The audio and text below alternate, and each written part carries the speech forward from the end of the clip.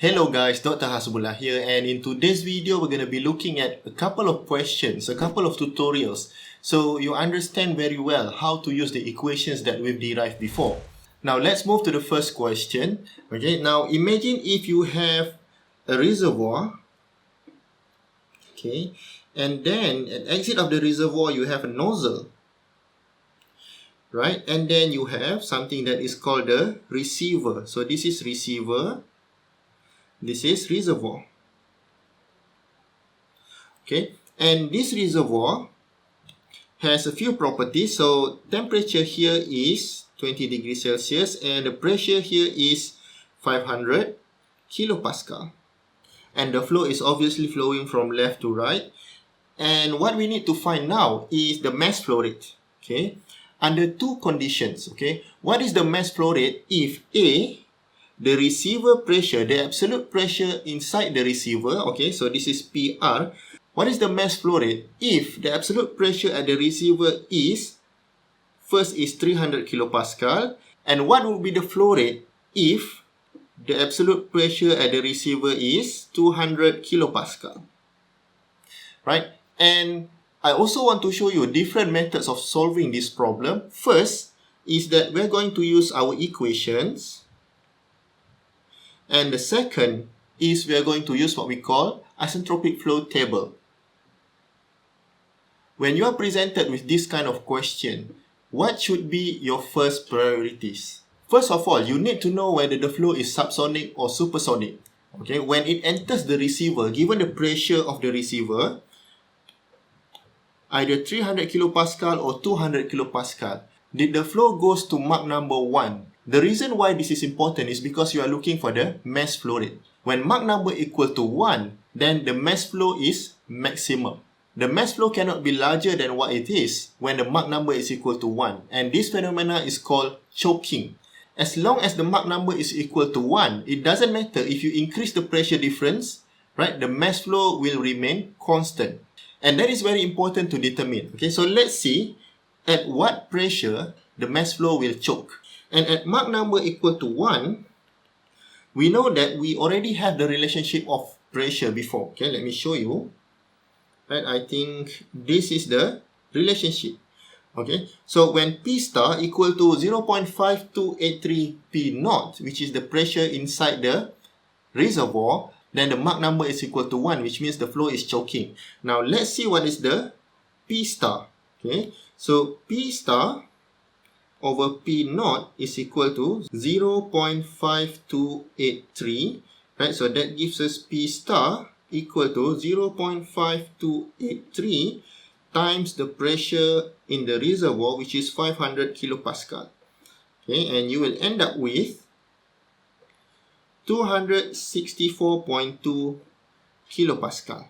Okay, and what is this pressure? And this is the pressure inside the receiver if you have Mach number equal to 1, right? So obviously, let's take a look at our two cases, right? So we know now that for case A, the pressure is 300 kilopascal, okay? So the pressure difference between the reservoir and the receiver is not large enough that Mach number equal to 1, right? So basically, this is saying that in this case, Mach number is less than 1, right? And in this case, for case B, this case, Mach number is 1. Alright, Mach number cannot be greater than 1 because this is a converging nozzle and the area is only getting smaller and smaller, right? So it cannot go supersonic. So question A is where our pressure in the receiver is equal to 300 kilopascal. Right, let's take a look at what are the equations that we can use in order to solve this equation. And I think we can use this equation, right? So P naught over P is equal to 1 plus K minus 1 over 2m square. Let's take a look at the power. Okay, this will be K over K minus 1.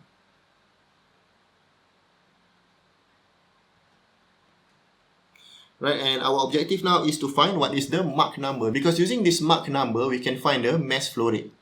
So P naught is 500 and P is 300, equal to 1 plus K, let's assume 1.4, minus 1 over 2, that's the normal K that we use. This is M square 1.4 over 0.4. So your M would be, now even before we calculate M, we know that M has to be less than 1. So this is 500 divided by 300 to the power of 0.4 divided by 1.4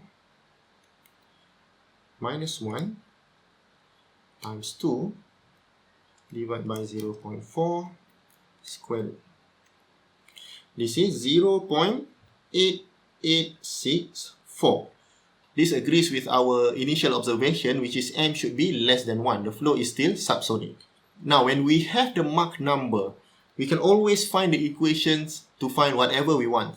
Okay. Now we want to find the mass flow rate. Okay. Let's take a look at the equations that we've derived before, and I think this equation would be suitable.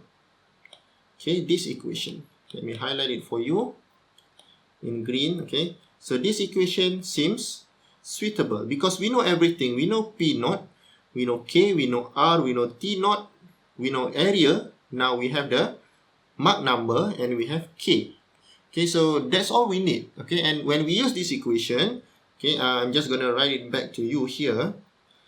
M dot is equal to P naught square root of K R T naught times Mach number times area multiply with 1 plus K minus 1 over 2 M square, and this is K plus 1 over 2 1 minus K. Now what's left is just to plug in the numbers. And P naught we know is 500,000 Pascal. Square root of K is 1.4. R is 287. Times T naught is 20 degrees Celsius. So this is 20 plus 273. Always make sure that it is in Kelvin. Okay. Multiply with our Mach number is 0.8864. Times the area, and our area is, I forgot to mention the area, okay, and the area here is 0.001 meter square. Okay, so this is our area, 0.001, multiply with 1 plus 1.4 minus 1 divided by 2, M square, this is 0.8864 square, to the power of 1.4 plus 1 over 2 times 1 minus 1.4. Now obviously this is a very long equations, and I need you to be careful when you put these values into your calculator. Right? And in the end, you will end up with 1.167 kilogram per second. Okay, so that's your M dot for case A. Right? And for case B, we know that the pressure inside the receiver is 300 kilopascal. And we know that in here, Mach number is equal to 1. So now we're going to use Mach number 1 and put in the equations that we did just now. And when we know the Mach number is equal to 1, let's go back to our equation here. Right? And now we can use this equation, right? And obviously this is just the previous equation, but with M equal to 1. Okay, so it simplifies like this. And our M dot becomes P naught K over R T naught times A star multiply with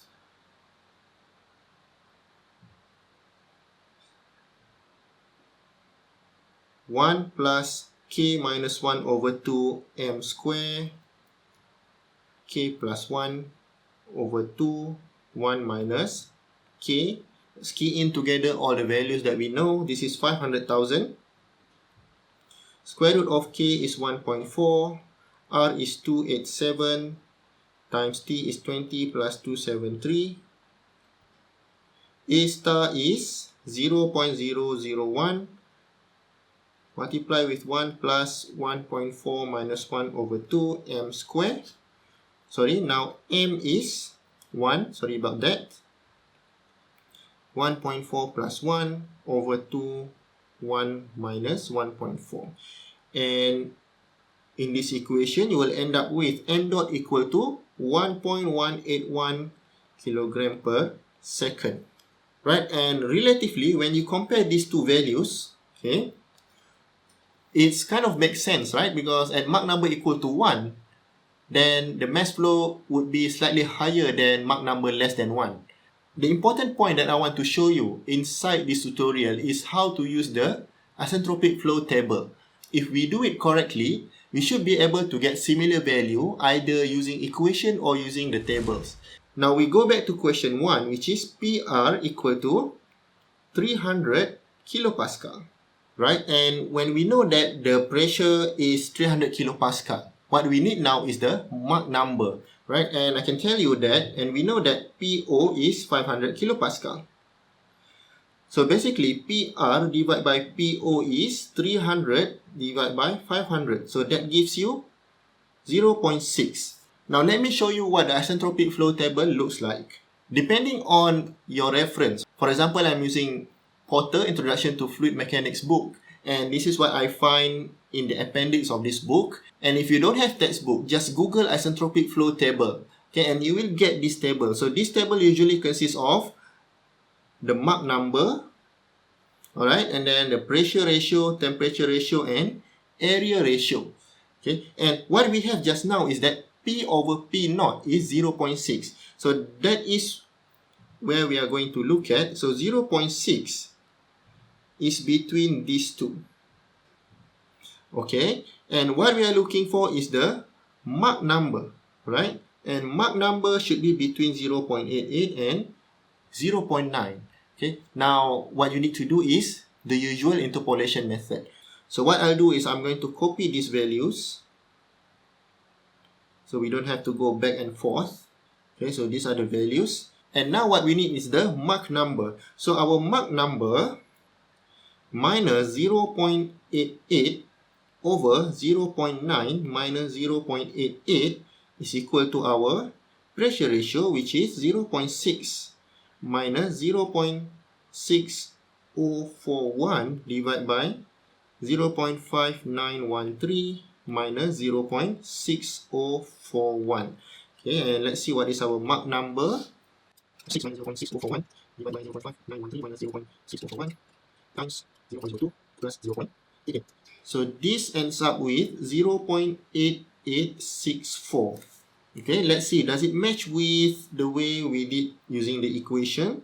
Right, so exactly. Okay, so now you can see clearly that you can either use the table or you can use the equation. It's up to you. We know that the third row is the temperature ratio and the fourth row is the area ratio. Okay, and remember what we need before? We need the temperature, right? So temperature is the third row, so it will be this one. And again, we're going to need to interpolate to find the temperature ratio. And let's say our T divided by T naught is equal to X, for example. And now we want to interpolate, so X minus 0.8659 over 0.8606 minus 0.8659, and I'm going to use 0.6 minus 0.6041 over 0.5913 minus 0.6041. Okay, and I'll get X equal to 0.864. Okay, so this is also T over T naught. So basically T, which is also is T at the exit of the nozzle, is equal to 0.864 times T naught. Right, and my T naught is, if you remember, is 20 degree plus 273. You will have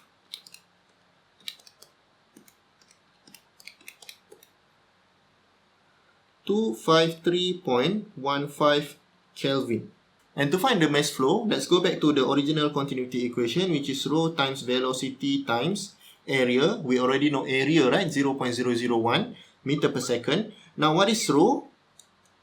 According to the ideal gas equation, P equal to rho times R times T. So, rho is equal to P over RT. Okay, so immediately we're going to replace that. This is P over RT. What is velocity? Okay, Mach number equal to velocity divided by speed of sound. So, velocity is Mach number times speed of sound. But speed of sound is m square root of kRT. Right? I'm going to replace it here. This is m square root of kRT. And area is 0.001 meter square. And if I plug in all the equations, and now we have P. P is 300 kilopascal, so that's 300,000 pascal, divided by RT. R is 287. T, our new T is 253.15.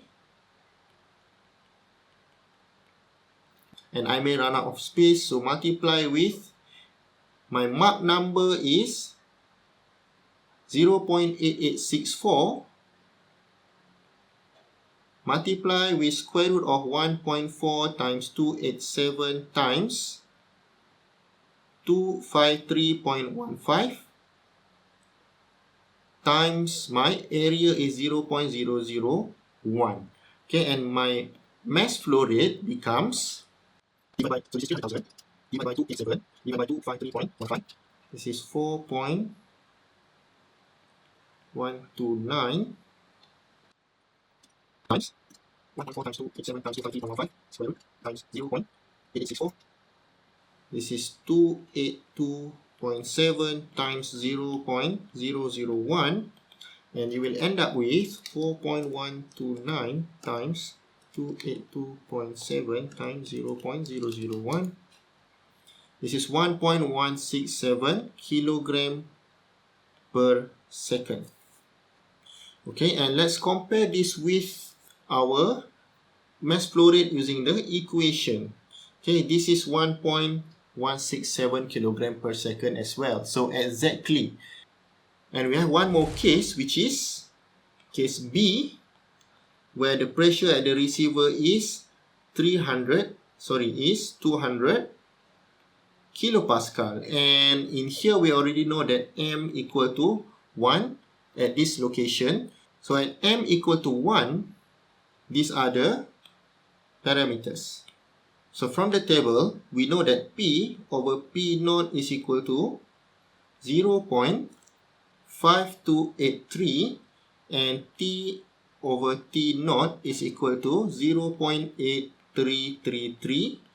Okay, so that's quite simple now. So when we need the pressure is 0.5283 times 500 kilopascal.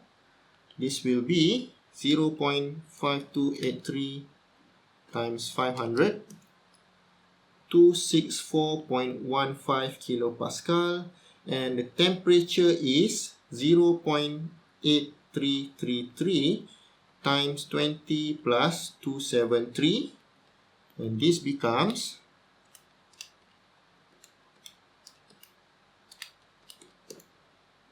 244.16 Kelvin. And again, to find the mass flow rate, again, we're gonna use this equation. Okay, I'm just gonna copy this. Okay, if I can copy this, put it here. Okay, and our pressure now is 264,150 over R is 287, T is 244.16 times M is 1 times square root of 1.4 times 287 times 244.16 times area is 0.001, and the M dot that you get is 264,150 divided by 287 divided by 244.16, this is 3.77 multiplied with 1.4 times 287 times 244.16 times 0.001 square root 1.4 times 287 times 244.16 6 square root. This is 313.2 times 0.001 is equal to 1.181 kilogram per second. And let's compare that with what we have before using the equation, and exactly 1.181 kilogram per second. So the result is exactly similar whether you use the equation or you use the table. Because essentially when they develop this table, they use the same equation. Just plug in the K and also the Mach number. So I think this video is getting a bit longer. Okay, so we stop here now, and in the next video, I'm going to show you the second example. Thank you for listening and see you soon. Bye.